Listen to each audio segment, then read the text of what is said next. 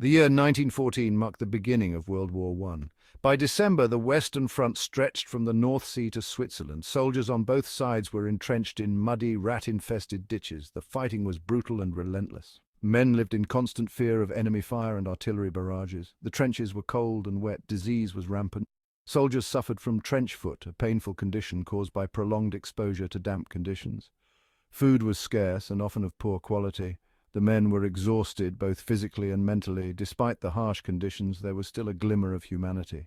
Soldiers on both sides shared a common experience of hardship. As Christmas approached, thoughts turned to family and peace. In the days leading up to Christmas, there were small signs of a change in the air. Little did they know that these small acts would soon lead to one of the most remarkable events of the war.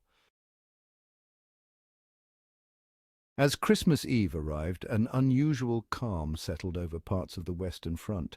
Soldiers on both sides began to decorate their trenches. They put up small Christmas trees and hung improvised decorations. The festive spirit slowly began to take hold, despite the grim surroundings. In some sectors, German soldiers placed candles on the parapets of their trenches. The soft glow of candlelight spread across no man's land. British soldiers watched in curiosity and wonder. Some even responded by placing their own candles. This simple act of sharing light became a powerful symbol of hope. As night fell, something extraordinary happened. The sound of Stille Nacht, silent night, drifted across no man's land. German voices raised in song carrying the familiar melody. British soldiers listened in awe. Then they began to join in, singing the English version. This spontaneous chorus marked the beginning of what would become known as the Christmas Truce. As dawn broke on Christmas Day, an eerie silence hung over the battlefield. Soldiers on both sides cautiously peeked over their trenches. To their amazement, they saw no signs of hostility. German soldiers were emerging from their trenches, unarmed and with hands raised.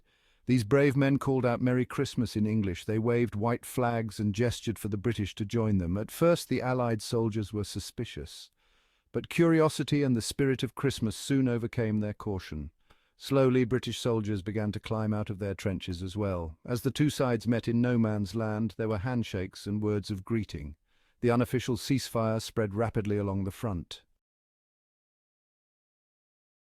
As the day progressed, the sound of Christmas carols filled the air. Soldiers from both sides joined together in song. They sang familiar tunes like O Come, All Ye Faithful and The First Noel. The music created a surreal atmosphere of peace and goodwill. One German officer, Lieutenant Kurt Zemisch, wrote in his diary how marvelously wonderful, yet how strange it was. The power of music to unite people, even in the most unlikely circumstances, was on full display. Some units even organized impromptu concerts. German soldiers, known for their love of music, often took the lead. The trenches, usually filled with the sounds of war, now echoed with melodies of peace. Section 5. Gift exchanges and shared meals. As the day wore on, soldiers began to exchange small gifts. These were simple items, but they held great significance. Buttons, badges, and cap insignias were popular trades. Some soldiers shared cigarettes, chocolate, or other small luxuries from care packages. These exchanges were more than just swapping trinkets. They were gestures of goodwill and humanity. Food played a central role in the celebrations. Soldiers shared their rations and any special treats they had saved for Christmas. German soldiers offered sausages and beer. British troops shared tins of jam and plum puddings. In some areas, improvised Christmas feasts were held right in no man's land. The shared meals created a sense of camaraderie and normalcy amidst the chaos of war. One touching story involves a German soldier who had been a waiter in London before the war. He asked a British soldier to send a postcard to his former employer on Oxford Street. Section 6. The famous football match. One of the most iconic images of the Christmas Truce is that of soldiers playing football in no man's land. While the extent of these matches is often exaggerated, there's no doubt that some impromptu games did take place. These friendly matches became a symbol of the shared humanity between the opposing forces. In most cases, the football was likely an improvised ball made from rags or a tin can.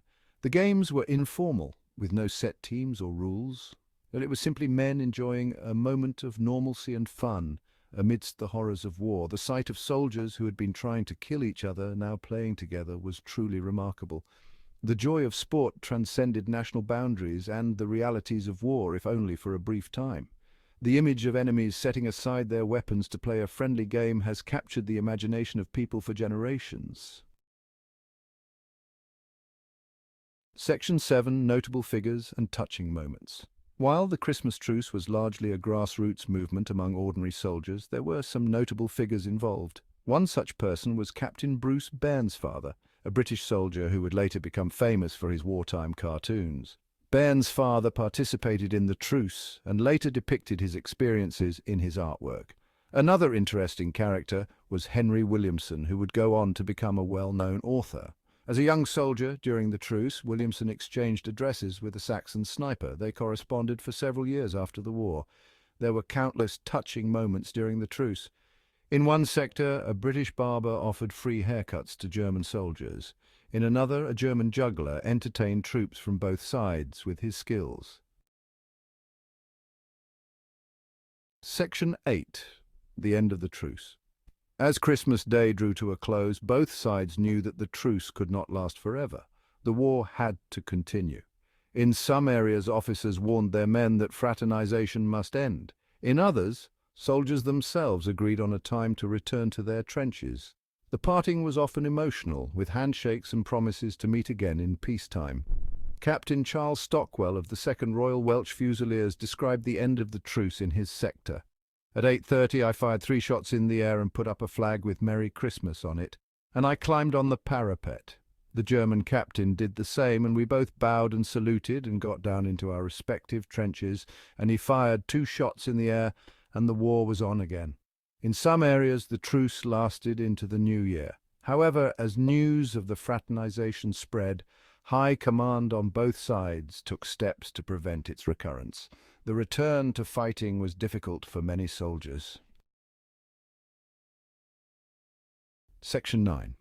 Legacy and lessons from the Christmas Truce. The Christmas Truce of 1914 remains one of the most remarkable events of World War I. It stands as a testament to the enduring power of human connection, even in the darkest of times. The truce demonstrated that beneath the uniforms and behind the weapons, soldiers on both sides were fundamentally the same young men longing for peace and home. In the years since, the Christmas Truce has become a powerful symbol of peace and reconciliation. It has been the subject of books, films, and even a recent opera.